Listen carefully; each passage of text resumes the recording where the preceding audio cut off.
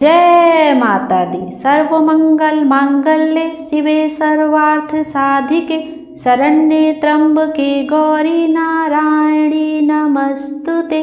प्रेम से बोलिए माता रानी की जय। आप सभी कमेंट में जय माता दी अवश्य लिखिएगा। आइए आज के वीडियो में हम जानेंगे अष्टमी और नवमी किस दिन पड़ रही है। आदिशक्ति माँ दुर्गा के उत्सव का महापर्व शारदीय नवरात्रि 22 सितंबर से प्रारंभ हो चुकी है, जो कि शुभता, समृद्धि और सकारात्मकता देने वाला यह पर्व नवमी के दिन समाप्त होता है। नवरात्रि के 9 दिनों में अष्टमी और नवमी तिथि का बड़ा महत्व है, इसलिए इन तिथियों को महाअष्टमी और महानवमी कहा जाता है। अष्टमी को दुर्गा अष्टमी भी कहते हैं। अष्टमी और नवमी तिथि के दिन कन्या पूजन किया जाता है।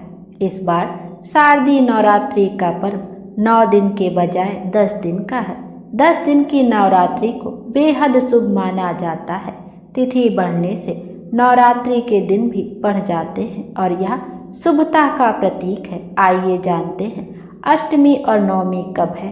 वैदिक पंचांग के अनुसार नवरात्रि में अष्टमी तिथि की शुरुआत 29 सितंबर को दोपहर 4:31 से होगी और समापन 30 सितंबर को शाम 6:06 पर हो रहा है। ऐसे में महाअष्टमी मंगलवार 30 सितंबर को होगी। जो लोग अष्टमी तिथि के दिन कन्या पूजन करते हैं वो 30 सितंबर को कन्या पूजन कर सकते हैं। नवरात्रि के 8वें दिन माँ दुर्गा के महागौरी के रूप की पूजा की जाती है। इस कथा के अनुसार महाअष्टमी के दिन ही देवी दुर्गा ने राक्षस महिषासुर का वध किया था। अब आइए नवमी तिथि के बारे में जानते हैं। नवरात्रि की नवमी तिथि के दिन ही नवरात्रि का समापन होता है। इस दिन माँ दुर्गा के 9वें स्वरूप माँ सिद्धिदात्री की पूजा की जाती है। नवरात्रि व्रत करने वाले भक्त नवमी के दिन ही कन्या पूजन करके व्रत का पारण करते हैं। इस साल महानवमी तिथि 1 अक्टूबर दिन बुधवार को है। आइए अब कन्या पूजन का शुभ मुहूर्त जानते हैं। नवरात्रि व्रत का पारण, हवन और कन्या पूजन करने के बाद ही किया जाता है। बिना कन्या पूजन के नवरात्रि के व्रत पूर्ण नहीं माने जाते हैं।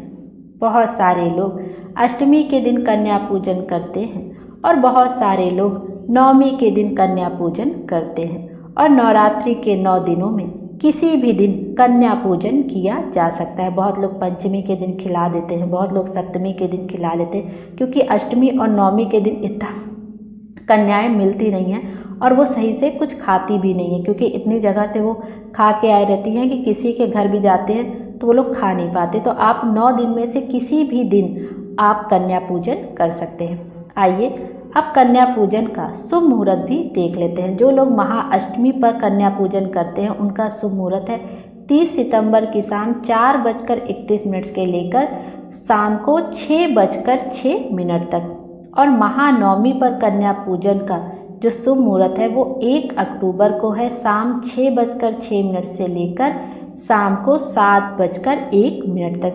यह कन्या पूजन का शुभ मुहूर्त है, जो कि अष्टमी तिथि पर कन्या पूजन करते हैं बहुत लोग, या जो लोग नवमी तिथि पर कन्या पूजन करते हैं। आइए अब कन्या पूजन का विधि भी देख लेते हैं।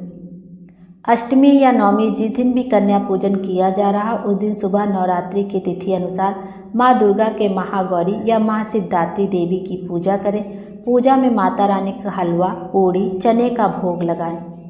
कन्या को जो खिलाया जाता है कन्या पूजन के लिए, सबसे बहुत ज़्यादा छोटी बच्चियों को भी नहीं लिया जाता है। 2 साल से लेकर 7 साल तक की कन्याओं को बुलाया जाता है और साथ ही एक लड़के को भी बुलाया जाता है। 9 कन्या के साथ एक लड़के को भी बुलाया जाता है, जिसे लंगूर कहा जाता है, जो भैरव को दर्शाया जाता है। उसके बाद कन्याओं और लंगूर के पैर धुलाए जाते हैं, उनका पूजन करा जाता है, उनका पैर छूकर आशीर्वाद लिया जाता है, उनके पैरों में आलता लगाया जाता है, माथे पे कुमकुम का टीका किया जाता है। जिसके यहाँ जिस विधि से होता है वो कर लेता है। उसके बाद उन्हें खीर, पूरी, हलवे का भोजन कराया जाता है। उसके बाद अंत में उनको कुछ भेंट किया जाता है। इस तरह से कन्या पूजन किया जाता है।